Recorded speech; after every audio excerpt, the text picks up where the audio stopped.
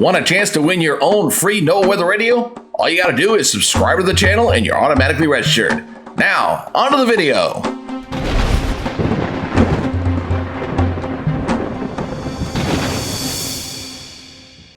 Welcome back, everybody, to the Weather Nerds YouTube channel. I'm your host, Greg Majeski, your personal weatherman, and welcome here to the Stormbreaker Report. This is going to be a weekly update on conditions out into the Atlantic as we kind of track conditions for the 2024 Atlantic hurricane season. And of course, as warranted, we'll also look at the Eastern Pacific as well. And if you'd like to go ahead and have this report in your YouTube feed, please hit that subscription button, hit that notification bell so you're alerted on when this new future content is posted. And if you like the report, please give me a thumbs up and share it with your friends. Leave me a comment. It really does help with the YouTube algorithm. Well, I'm sure you've seen this out in social media. You've seen it on the YouTube verse that we're expecting a very busy Atlantic hurricane season. As we switch over here and take a look at the official National Hurricane Center outlook here, we're expecting anywhere from 17 to 25 named storms. Of those, 8 to 13 hurricanes and 4 to 7 major hurricanes. And some of the predictions go even higher than that, up as high as 33. So we could potentially be challenging the record of 31 named storms that was set back into 2020, as we got some pretty prime conditions out there. Now, the first named storm of the season will be Alberto, and we'll continue through the list all the way down toward William. And if we go beyond this list, which we've done twice before, we would go over to the Greek alphabet. So what's driving the conditions for this? Again, we're talking about some abnormally warm waters out into the Atlantic and also into the Gulf of Mexico. So this area right in here is pretty primed with some very warm weather. On top of that, as you can see here in the Eastern Pacific, we've been talking about the return of La Nina. That's the upwelling of cooler waters in the Eastern Pacific. And that's important because when we're in the La Nina season, the environmental conditions in the Atlantic are much improved. They don't have to do with the high upper level winds. So that's why that's important. One other thing I want to point out on here as well, not directly related to the hurricane season, just how warm these waters are, abnormally so, in the Northern Pacific. And as we go through the month of June, tornado season may linger on a little bit longer, and again, some of these storm systems could be a little bit more enhanced because of the conditions there in the Northern Pacific. Let's go ahead and take a look at the current ocean heat content chart here. This is kind of showing us here that we are still running above last year's level, although fairly close to it right through here, as last year's levels were quite warm here. You can see this is last year's right up here.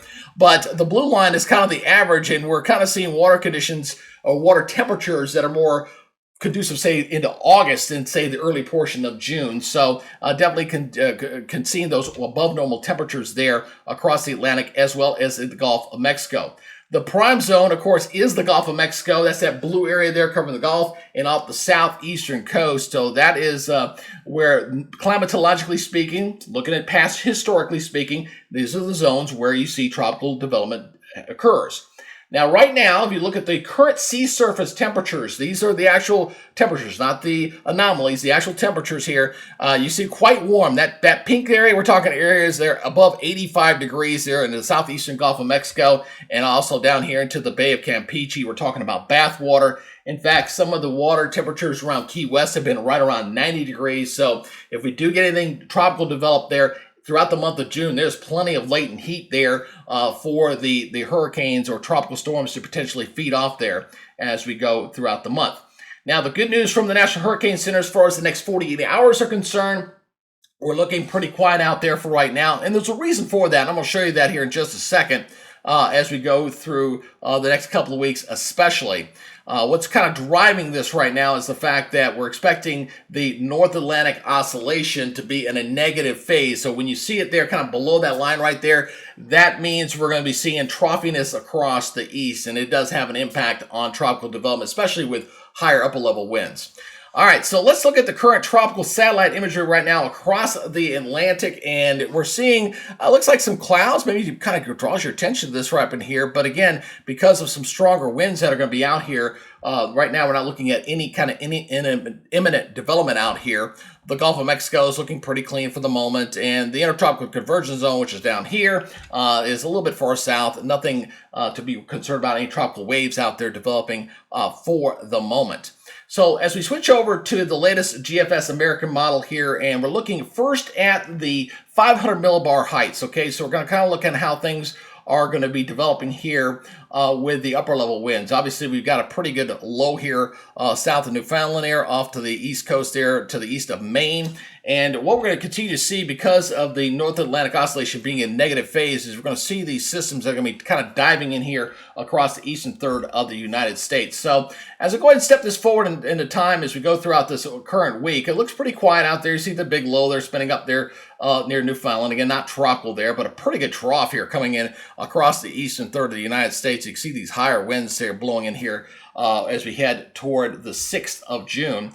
One thing that did catch my eye as I was looking at this model earlier was the fact that we may get something down in the western Gulf of Mexico, but down to the western Caribbean, I should say. But with these strong winds the way they're looking right now through that period, through the 9th and 10th, I think anything that potentially could develop there right there, like we're talking about this area right in here, is going to get shunted off here toward the north and to the east. So we're not going to see too much of development there because of that fact, and the fact that this big troughiness is really, again, stays there right through the middle of the month. Look at the big trough there coming off the eastern seaboard there, and some very high level winds there, even streaking up through here. Down here toward the south and coming off the eastern seaboard. So you got some very strong winds there coming into the Atlantic, and nothing looks like it's imminent as far as development in that area. So that kind of stays there, and looks like it starts to flatten up and kind of goes back to the north here just a little bit, as we might see a little bit of ridging there across the Gulf of Mexico. Maybe get a little bit of a high here